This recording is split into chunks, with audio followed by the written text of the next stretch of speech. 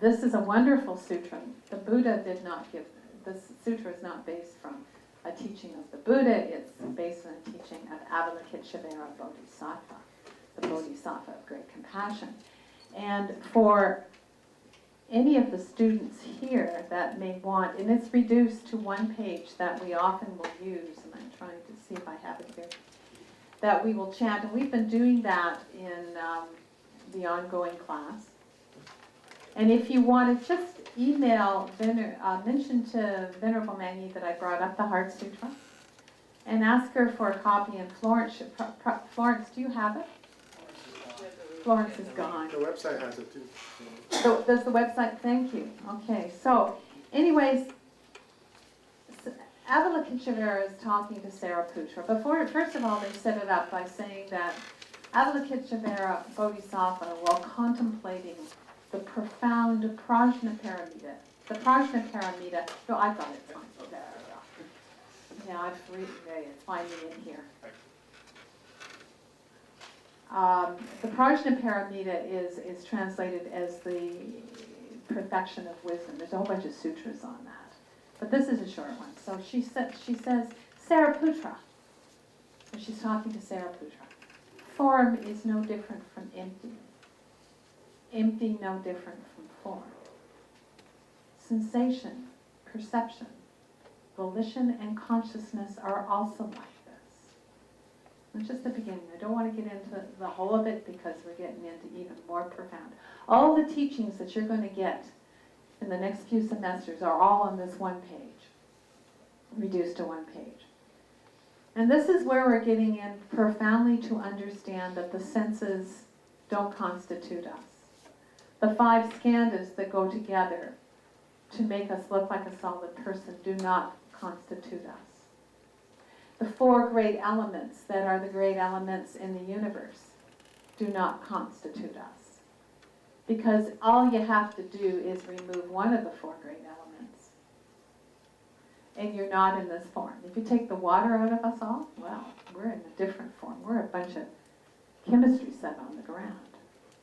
So this is what is meant here. We tend to think things as being solid. We tend to think ourselves as being solid and eternal beings. But we're not. Comments on this? Anybody? And we'll get into emptiness. And we'll get into non-self. These impermanence we've talked about. Next week we'll learn the 3rd noble truth, the end of suffering, which is nirvana. And nirvana is the 3rd in the line of the 3 Dharma seals. No self is the 2nd one. Impermanence, no self, and nirvana. We'll have a time that we'll study all 3 Dharma seals in detail. But what we're trying to do here is understand why we suffer. And as long as we have all these ideals about ourselves that contribute to our craving, to our anger, to our arrogance, or whatever emotion arises, it's not really there. It's impermanent.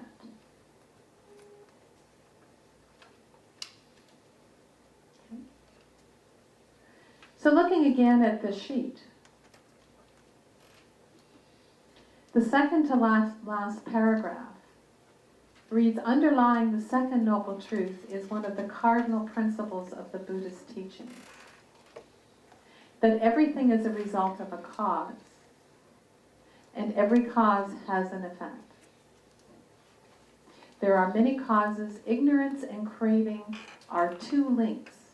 These 2 links are talking about the 2 links out of the 12 of dependent origination. Now, Greg taught part of dependent origination. We're going to go deeper into the 12 links of dependent origination next semester. 2 links in the chain that causes the results of birth, decay, and death. And these are 2 more links in the chain. So now you've got 4 out of 12. Known as the law of karma, of rebirth, the law of dependent origination. So now you're starting to see how all these teachings, perhaps you are, perhaps you're not. It took me a long time to really see the interconnectedness of everything. A long time. One day I was driving home and I thought, oh, gee whiz. I started drawing lines in my mind of how one led to the next. How the 18 realms and the 5 skandhas were interconnected. I didn't see that at first, but they are. I didn't really see the depth of cause and effect that led to my suffering. And I didn't really see the 3 poisons as much. I didn't really grasp anger. I wasn't angry. Oh, yes, I was. When I was really honest with myself. I've told this story before. I don't know if the new students ever saw it. There was a little story on the internet years ago about a little boy who always lost his temper. And I'm going to make it really fast. And the father wanted to stop his son from all this anger. So he got a bucket full of nails and a hammer and took him out to an old fence in the backyard. And the father said, son, every time you lose your temper, I want you to hammer a nail into the fence. Gave him the bucket and off he went. Well, months went by and the father kept supplying another bucket of nails and another bucket of nails. And then one day the son came up and said, Dad, I didn't lose my temper at all today. Oh, said the father, let's go. So he took him out to the back 40 to the fence and said, you get to take a nail out now. So months went by and soon all the nails were out. Not the original nails, the fence was still standing. And the little boy says, the nails are all gone. So the father went, very wise father, went back, put his arm around his son, and he says, I want you to look at the fence. I want you to look where all those nails were. And where all those nails were is a hole, a scar. You can say you're sorry. You can apologize for hurts and pains. But the mark is still there. And I remember reading that the first time and just crying. Sitting at my computer screen and literally crying. Because I thought back to the pain and the suffering of people that I had caused. And then I got on the phone and started phoning my daughters. And apologized. Well, they didn't know what. They were on the phone to each other thinking, what has happened to Mom? Mom's drinking again. Yeah. And then I went and I apologized to my husband. But this, as my good friend, my good buddy Martin says, it's part of the process.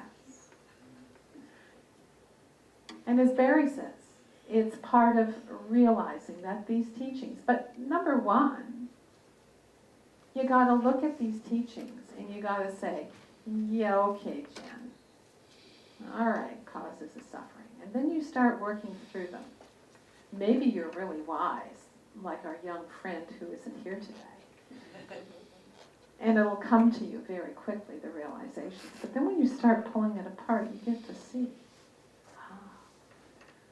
this, darn it, this thing of cause and effect really does work. So part of my life as a nurse and a mother and a wife, my whole life has been around really helping other people. So I've mentioned before that I went into seclusion over the winter time. It was over 5 weeks. It was a long seclusion.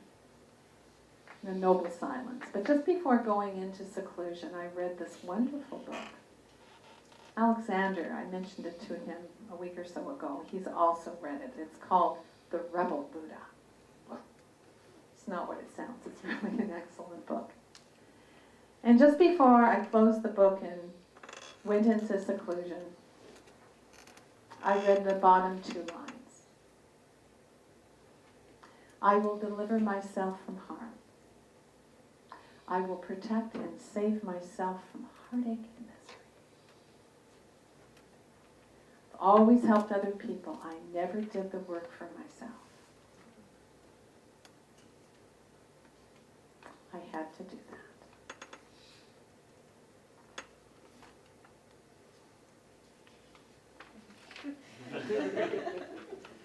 And it wasn't easy. But I say to yourself, give yourself permission. It's not being selfish, because what you bring to others will be increased. You don't have to be an emotional woman like me. You can be a strong man with little dogs. But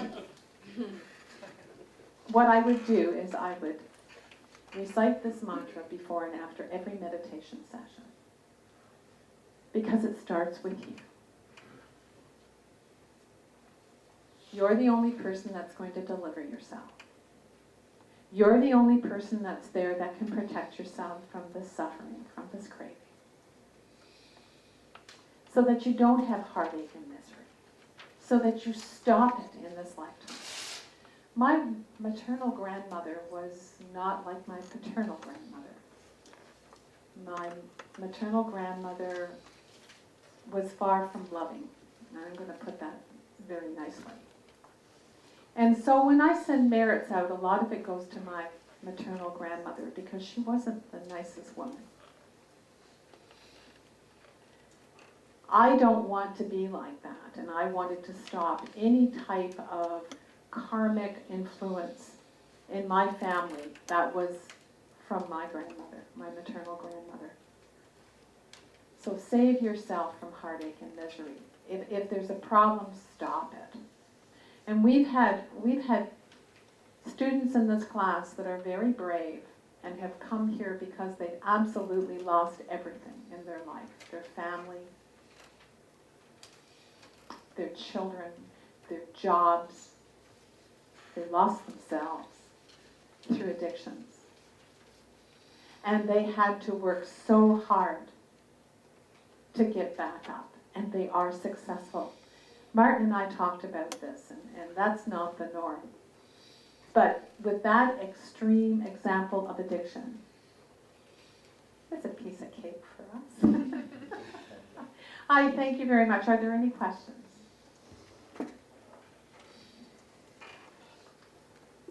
Yes. Yes. When we were in the when we were in the meditation room, one of the questions was the attachment. Pardon? About attachment and how we're attached to these causes of suffering. And so I'm still struggling with, if we're embedded with all of this, how do we actually go through the process of stopping that attachment? I mean, there's small things that you could be attached to, there's big things you could be attached to, and of course the bigger things that are more entrenched within your being that you perhaps do on a daily basis that you know are not good. How do you actually go through the process of... Okay, what are you getting out of those attachments, number one? You know, and why are you looking for that? And is it okay to have a little bit of it, like vegging out on TV for an hour? You know what I'm saying? Smoking hay is really bad. I'm giving really a more extreme example. But what do you ask yourself, what are you getting out of this? I know it's not good. Becoming a Buddhist, one of the precepts is no intoxicants. And students and Venerable Master says it's okay, you don't have to take your full 5 precepts. You can take 2 or 3. And there's controversy about that, but I mean, the Western way of living is people go out and have a drink. They have a drink with dinner or whatever. Again, it goes to excess. And maybe and doctors say, I mean, the doctors, one time it's no good to have red wine, now it's a good thing. It's a cure-all for everything. But maybe you have a time that you sit down with your husband over a glass of red wine, for example, or a friend. You know, is that harmful? I can't answer that. Again, it's the individual practice. If it leads to more and the potential to drive, that's bad. But even if it's a small little thing, and for the time being it brings you, and this is my opinion only,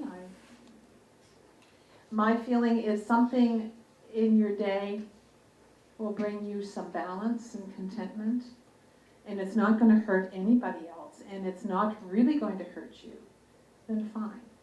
My feeling is you need to get experience and you need to get strength in this practice. to fight the big ones, like quitting smoking, it took me a long time, and finally, something snapped, the smell of it, whatever, it was the end for me, But what if it's not a sensory thing? okay? Like I'll tell you, it's planning. I'm a planning freak. I have to plan everything, and if things don't go my way, I get upset. And I recognize, this is the whole thing, the question you asked us, where my mind thoughts were, and I recognized what's making me mad on a daily basis if things don't go my way. But if I'm not planning and I'm just being, I don't have I issues. think we have a planner that wants to talk about So, Venerable Manyi asked me to write up a couple of questions, so I think your point is very good. So if we could just go to what your problem is, as you call it a problem. You're a planning freak, okay? So how do you feel when things aren't planned? I'm okay when things aren't planned when it's personal stuff. Like if we just want to go for a walk and see how things go, it's fine. But if it's my work day and I'm like, I have to get this done in a day, and if it doesn't happen, I'm like, Okay, so how do you feel when things don't happen at work? oh, it pisses me off beyond belief. Okay. So what you're doing is you're projecting upon your day, Yes, this is the way I want things to go. yes, And the world, the universe, isn't listening to you. that's right. So when we talked about the 5 scandals, we said we create a self. Yes.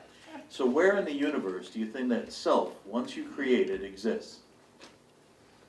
Is it on the outside of the universe? Is it on the wing, on the spiral galaxy? Or is it the center of the universe? Oh, it's the center. Right, because everything should revolve around us.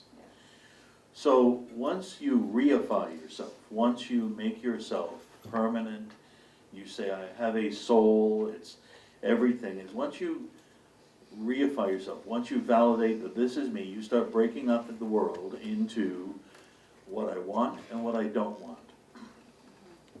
So in your work, and you have to do your job, but in your work, once you impose what the reality should be, according to the rules of you, right, and the universe doesn't cooperate, you're at the center of the universe saying, this universe isn't fair. Why the hell didn't it go my way? Right, right.